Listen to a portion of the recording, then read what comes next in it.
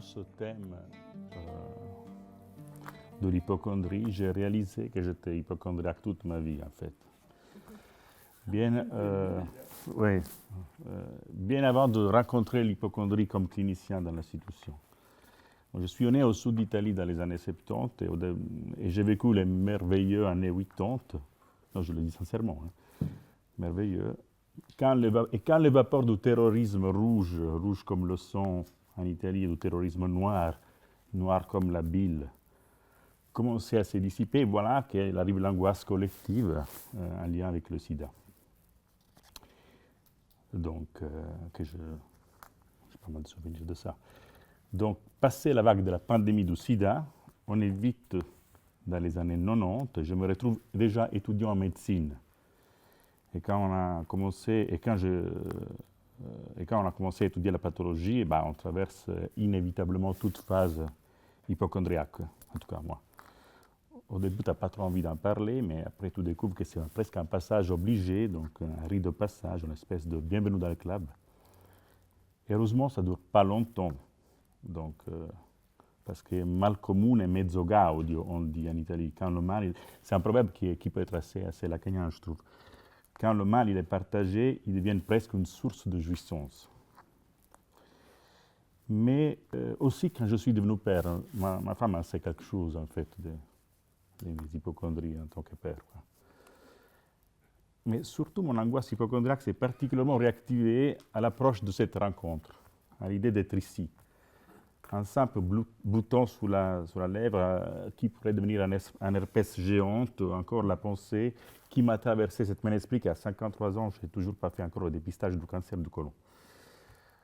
Voici un des pensées qui m'ont traversé l'esprit cette semaine, comme aussi une envie, inexplicable, après oui, de voir un film de Nanni Moretti, un réalisateur que j'adore. Le film c'est Caro Diario, Journal intime, un film que j'adore pour sa légèreté, mais sa profondeur, son humour, mais aussi pour sa façon très concrète de parler de réalité crue et difficile. Un film que dans son dernier épisode, qui s'appelle Médecin, il traite la question de l'hypocondrie. C'est un gros hypocondriaque, Nanni Moretti, donc c'est lui qui le dit aussi, donc, qui traite la question de l'hypocondrie et de l'écoute. Une écoute qui est essentiellement couplée à l'obstacle, comme dirait mon prof d'université à Pavie, qui était un psychanalyste, Fausto Petrella. Donc, j'ai traité le thème de l'hypocondrie en passant par l'histoire, après par le présent, et peut-être quelques réflexions, suggestions pour le futur. Mais je le ferai en passant par la littérature, donc je parlerai beaucoup de littérature, par la psychanalyse, bien sûr, avec une tentative de buter sur des propositions thérapeutiques. En réalité, il ne s'agit pas de véritable proposition. Le terme proposition, il est trop proche de solution, et ça me fait peur en parlant d'hypocondrie, solution. Donc, plutôt des suggestions, je dirais, issues de la pratique.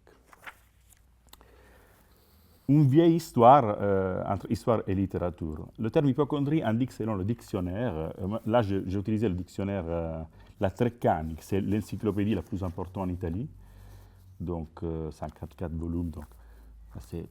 Donc le terme hypocondrie indique, selon le dictionnaire, une préoccupation sans véritable fondement organique relative à la santé en général ou à l'état d'organe particulier, qui s'accompagne de maux physiques et d'états d'anxiété et de dépression. Le terme hypocondrie dérive du grec ancien, moi j'adore l'étymologie, dérive du grec ancien hypochondrios, qui ça veut dire littéralement au-dessous des côtes. Donc, et correspond à la cavité abdominale qui est localisée derrière les côtes, au-dessous de la partie latérale du diaphragme, ici. L'hypocondre est divisé en deux, un hypocondre de droite et un de gauche, par l'épigastre, qui se trouve au milieu. Et dans l'hypocondre de gauche, il se trouve la rate. Ça, c'est très important. Si la mélancolie désigne une substance, comme le souligne Starobinsky, épaisse, rongeante et ténébreuse, la bile noire qui réside dans la rate, l'excès de cette substance noire provoque de diverses affections, l'épilepsie, la folie, la manie et, entre autres, l'hypocondrie. Donc, à la base de l'hypocondrie, mais plus largement de la maladie, on retrouve la notion de déséquilibre, une notion très ancienne. Là, on est dans la tradition gréco-romaine. L'excès par rapport à la norme. qui, dans les cas spécifiques, se manifestait principalement par des signes de détresse psychique profonde. Mais la mélancolie est aussi noble. Oui, parce que quand la mélancolie, la bile noire, mélancolie veut dire bile noire, elle est noble. Quand elle est bien dosée, elle participe à l'état de santé, constituant un des 4 éléments de la théorie hippocratique des humeurs, dont est composé l'organisme. Le sang, le flegme, la bile blanche et la bile noire. Alors, une ambiguïté surgit, nous fait noter encore une fois Starobinsky, dans ce magnifique ouvrage qui s'appelle L'encre de la mélancolie.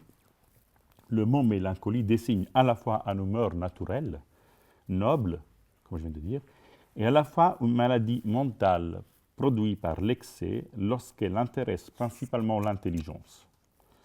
Toutefois, ces manifestations pathologiques ont quelque chose de génial, héroïque, artistique, poétique, et sont donc aussi nobles. Voici un éloge de la folie avant Erasme de Rotterdam. Les premiers à identifier une maladie localisée dans l'hypocondre fut Dioclès de Carysto et par la suite Hippocrate. Dioclès décrivait l'hypocondrie comme un trouble de l'estomac caractérisé par des douleurs, des lourdeurs, des difficultés de digestion.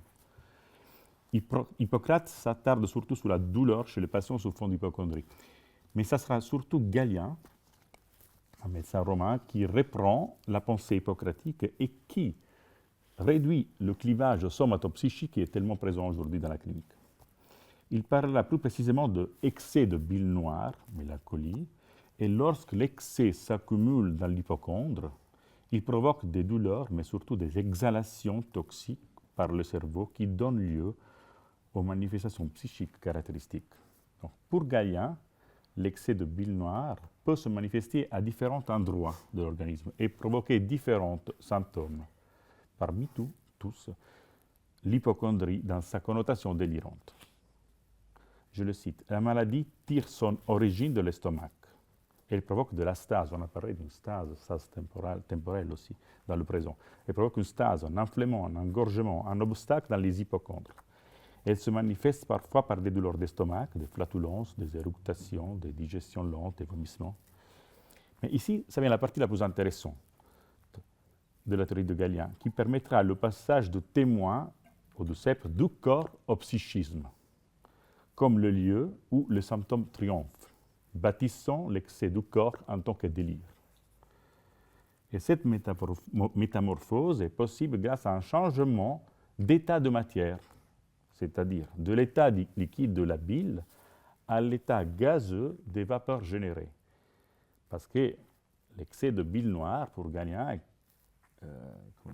génère des vapeurs, des fumées qui montent de l'estomac au cerveau, expliquant non seulement les idées noires, mais aussi certaines hallucinations qui obscurcissent l'esprit.